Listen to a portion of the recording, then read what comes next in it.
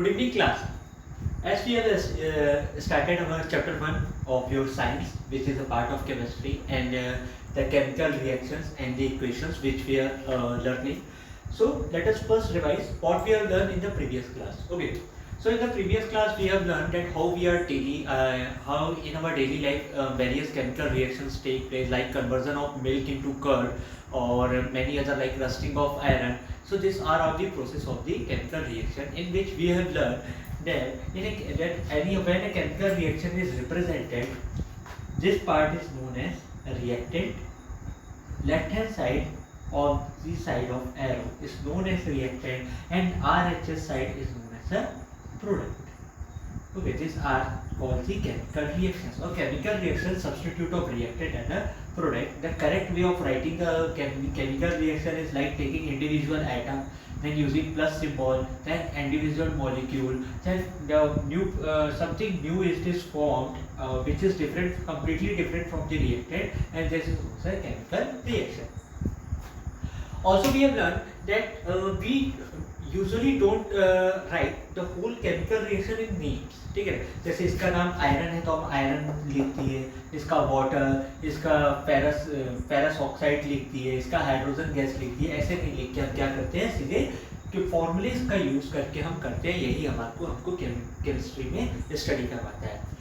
Now the second important thing which I have told you that the chemical equation और the chemical reaction must be completely balanced. ठीक है, वो completely क्या होना चाहिए, balance होना चाहिए. जो मैंने आपको प्रीवियस क्लास में कहा था कि हम नेक्स्ट क्लास में क्या करेंगे, केमिकल रिएक्शंस को बैलेंस करना सीखेंगे. So how we have to balance the chemical reaction, वो हम पहले सीखते हैं. तो हम लोग को क्या करना रहता है कि इसमें हमको LHS और RHS को क्या करना रहता है, मैच करना पड़ता है. ठीक है, जैसे कि आप देख सकते हैं यहाँ Fe1 है, यहाँ Fe3 है. ठीक है, तो Fe हमारा बैलेंस नहीं है. Oxygen here is 1, oxygen here is 4, so oxygen is also not balanced here. Hydrogen here it is 2, hydrogen here it is 2, so hydrogen is our balance. So if we write like Fe, we have total 3 elements here. First is ferrous, second is hydrogen, third is oxygen. Okay, so in LHS and in RHS we have to see whether our reaction is balanced or not. So in the LHS side ferrous is 1, in RHS side ferrous is 3. यानी iron जो है, iron is 1 and iron is 3. Hydrogen is 2, here hydrogen is 2. Oxygen is 1 and oxygen is 4. So here only our hydrogen is balanced, whereas other two are not balanced. So how do we balance it? So first of all, understand in the books it is given in various steps. Okay, I think 7 steps are given there. So if you want to follow the book method, you can follow, or if you want to follow the method which I am teaching you, that is also easy for all of you. Okay. So just suppose I want to balance the oxygen. Okay, I want to balance the oxygen. First of all, मुझे क्या करना है, oxygen को balance करना है. So here the number of oxygen atoms is 4 and here number of oxygen atom is 1. So if I multiply here by 4 like this way, Fe, it is my first step. Okay, first step like Fe, यहाँ पे oxygen को balance करने के लिए मैंने यहाँ 4 से multiply करा दिया, 4H2. ठीक है, so it converts to Fe3O4 plus H2. Okay, तो यहाँ देखिए अब मेरा ऑक्सीजन तो बैलेंस हो गया. यहाँ पे भी 4 ऑक्सीजन, यहाँ पे भी 4 ऑक्सीजन, बट यहाँ पे हाइड्रोजन कितना हो गया, 4 into 2 8, और यहाँ हाइड्रोजन कितना हो गया 2.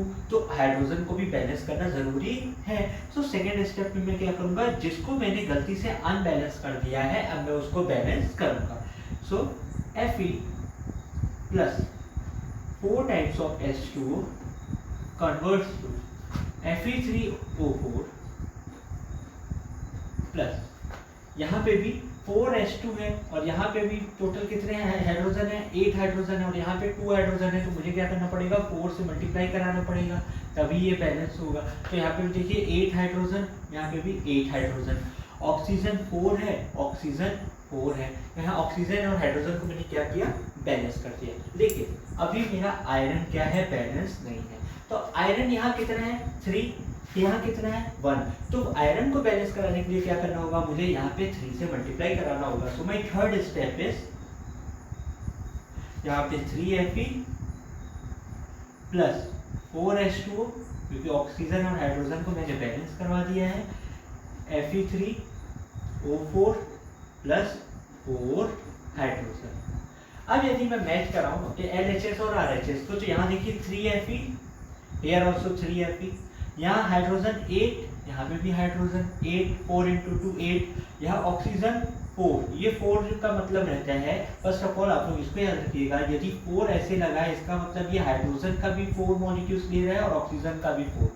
इंडिविजुअली यदि O के बाद 4 लगा हो तो वो केवल ऑक्सीजन को रिप्रेजेंट करता है, ठीक है। यदि किसी के आगे नंबर लिखा है तो वो पूरे को रिप्रेजेंट करेगा, जैसे यहाँ पे, ठीक है, और किसी के बाद में लिखा हो तो केवल उसको रिप्रेजेंट करेगा। तो ऑक्सीजन 4 तो ऑक्सीजन 4। अब देखिए मेरा पूरा का पूरा केमिकल रिएक्शन क्या हो गया, बैलेंस हो गया। तो my final statement will be 3Fe plus 4H2O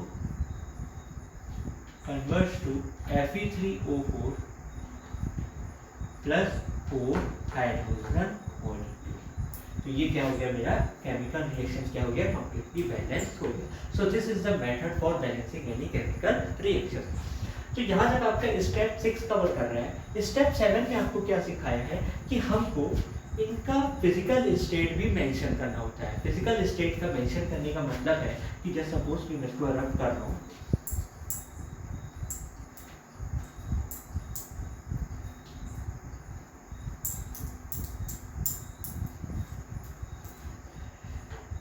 अब ऐसे मान लीजिए मुझे उसको बैलेंस ही करना हो, तो यहाँ पे क्या था, 3Fe था,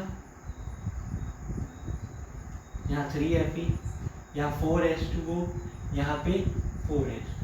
तो यहाँ पे यदि मैं देखूँ तो आयरन जो होता है मेरा सॉलिड स्टेट में होता है, ठीक है। तो इसको आप देख सकते हैं 3Fe सॉलिड स्टेट, ये इसके फिजिकल नेचर को भी रिप्रेजेंट करता है। तो यहाँ सॉलिड लिखना जरूरी है। H2O जो होता है वाटर स्टेट, लिक्विड स्टेट में होता है, तो यहाँ L लिख दिए कि हाँ ये लिक्विड स्टेट में होता है। Fe3O4 is again in solid state, Fe3O4 solid S लिख दिए। एंड हाइड्रोजन जो होता है वो गैसेस स्टेट में होता है, जिसको हम G लिख देते हैं, ठीक है। तो ये SLG क्या रिप्रेजेंट करता है, इनका फिजिकल स्टेट को रिप्रेजेंट करता है। तो सॉलिड के लिए हम S से ऐसे ब्रैकेट पे लिखते हैं, for the liquid we write in bracket and for the gases also we write in the bracket. So this was the 7th step given. Now sometimes we also denote the temperature pressure in the chemical reaction also, जैसे chlorophyll, जैसे respiration है, ठीक है, या फिर आप photosynthesis जो process होता है वो क्लोरोफिल के प्रेजेंस में होता है। तो फोटोसिंथेसिस में क्या होता है कि आपका ग्लूकोज मॉलिक्यूल जो है C6H12O6, it's reacts with water या oxygen, sorry it's react with oxygen O2, ठीक है, in the presence of chlorophyll. ये केवल किसके प्रेजेंस में होता है, क्लोरोफिल के प्रेजेंस में होता है। So it was a condition. तो हम लोग एरो के ऊपर क्या करते हैं, उस कंडीशन को लिखते हैं। So it gives you CO2 plus H2O। अब इसको भी हम बैलेंस कर सकते हैं। इसको कैसे बैलेंस करना है, तो यदि आप देखें तो कार्बन कितना है, 6 है, यहाँ कार्बन कितना है, 1 है, तो यहाँ मैं 6 से मल्टीप्लाई करवा दिया ताकि मेरा कार्बन मैच हो जाए। यहाँ हाइड्रोजन 12 है, यहाँ हाइड्रोजन 2 है, तो 12 डिवाइडेड बाय 2 6, तो यहाँ 6 से मल्टीप्लाई करा दिया ताकि 6 टोटल 12 हाइड्रोजन हो जाए। अब मैं ऑक्सीजन कैलकुलेट करूँ, यहाँ पे ऑक्सीजन कितने हैं, 6 into 2 12, यहाँ पे ऑक्सीजन कितने हैं, 6, तो टोटल ऑक्सीजन मिला के कितने हो गए, 18। और यहाँ पे ऑक्सीजन कितने हैं, 6, और यहाँ पे 2, तो टोटल यहाँ पे कितने आ रहे हैं, 8, यानी कम पड़ रहा है 18 से। अब यदि 6 से मैं मैच कराऊँ तो ये 6 और ये 6 तो मैच कर रहा है, ठीक है, ये यहाँ का 6 ऑक्सीजन और यहाँ का 6 ऑक्सीजन मैच हो गया। बट यहाँ पे 2 ऑक्सीजन और यहाँ पे 12 ऑक्सीजन, तो इसको मैच कराने के लिए यहाँ 6 O2 लगवा दिया। तो ये कंप्लीट आपका क्या हो गया, एक बैलेंस केमिकल इक्वेशन हो गया, जहाँ पे हम कंडीशंस को इस पर मेंशन करते हैं। कभी कभी हम टेम्परेचर भी मेंशन करते हैं, 373 केल्विन टेम्परेचर था, 3 atm प्रेशर था, या फिर कोई मेटल्स का नाम लिखना हो तो हम उसको भी रिप्रेजेंट करते हैं। तो this is the final way of learning the balancing of chemical reactions. Now we will try to solve some of the numericals from your NCERT which are given as in question number 6 and question number 7. So let me get the questions.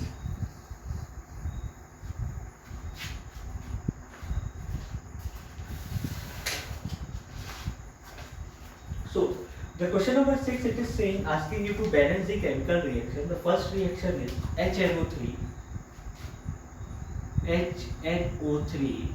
plus CaOH whole twice. ठीक है, CaOH whole twice में ये याद रखिएगा, ये 2 oxygen को भी represent कर रहा है, 2 हाइड्रोजन को भी रिप्रेजेंट कर रहा है, जो कि ये ब्रैकेट में बनता है.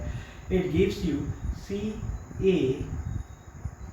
CaNO3 whole twice plus H2. तो इस रिएक्शन केमिकल रिएक्शन को आपको क्या करना है, बैलेंस करना है. अब टोटल एलिमेंट्स यदि मैं कैलकुलेट करूं तो एक मेरा कैल्शियम है, एक ऑक्सीजन है, एक नाइट्रोजन है, एक हाइड्रोजन है. So calcium, hydrogen, nitrogen, oxygen. LHS में कैलकुलेट करूं कितने हैं, एंड RHS में कैलकुलेट करूं कितने हैं. So in the calcium in LHS is 1 and also in RHS it is 1. Hydrogen total it is 1 and 2, क्योंकि ये 2 हाइड्रोजन को भी रिप्रेजेंट करेगा, तो 1 + 2 3, और यहाँ पे हाइड्रोजन कितना है, 2 है. Nitrogen here it is 1 and here also it is, ये 2 जो है नाइट्रोजन को भी रिप्रेजेंट करेगा, 2 जो है ऑक्सीजन को भी रिप्रेजेंट करेगा, तो टोटल नाइट्रोजन कितने हो गए, 2. ऑक्सीजन की बात करें तो यहाँ 3 ऑक्सीजन एंड ये 2 ऑक्सीजन, तो टोटल 5 हो जाएगा. और यहाँ पे ऑक्सीजन कितने हो गए, यहाँ 3 पहले से ही थे, तो 3 × 2 हो जाएगा ये 6. ओके, तो ये याद रखिएगा कि ये ब्रैकेट के बाहर जो भी लिखा है मल्टीप्लाई हो जाएगा, तो 6 + 1 7 हो जा रहा है. अब मुझे क्या करना है, इसको बैलेंस करना रहेगा. तो फर्स्ट ऑफ ऑल मैं क्या करूँगा, नाइट्रोजन को बैलेंस कराऊंगा. ओके, फर्स्ट ऑफ ऑल क्या करूँगा, नाइट्रोजन को बैलेंस कराऊंगा. होप ये आपने नोट कर लिया है इसको.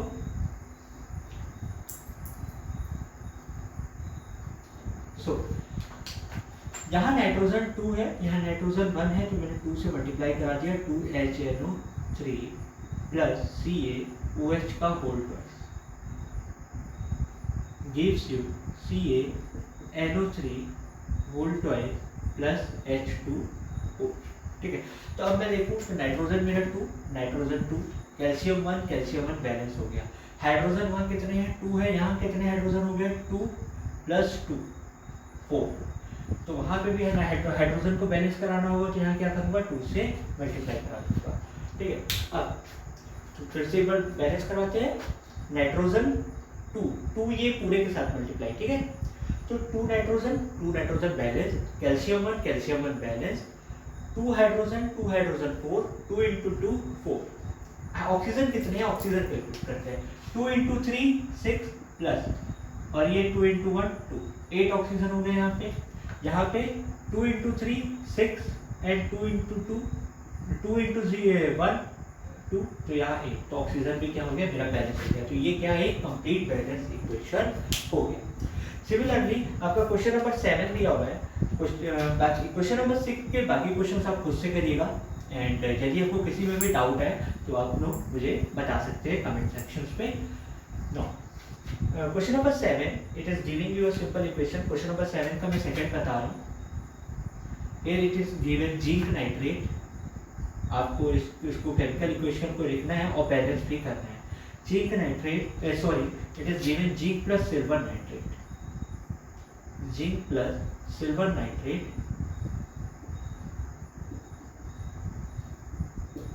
gives you zinc nitrate plus silver. Zinc nitrate plus silver. तो इस केमिकल इक्वेशन को पहले लिखना है. तो जिंक का सिंबल होता है Zn, इसका होता है AgNO3. सिल्वर नाइट्रेट का फॉर्मूला होता है AgNO3. Zinc nitrate formula is ZnNO3 whole twice plus silver Ag. अब इसको बैलेंस करना जरूरी है. क्यों? क्योंकि यहाँ पे यदि मैं देखूँ तो नाइट्रोजन 1 है, यहाँ नाइट्रोजन 2 है, ऑक्सीजन 3, ऑक्सीजन 6. तो इसको मुझे बैलेंस करना होगा.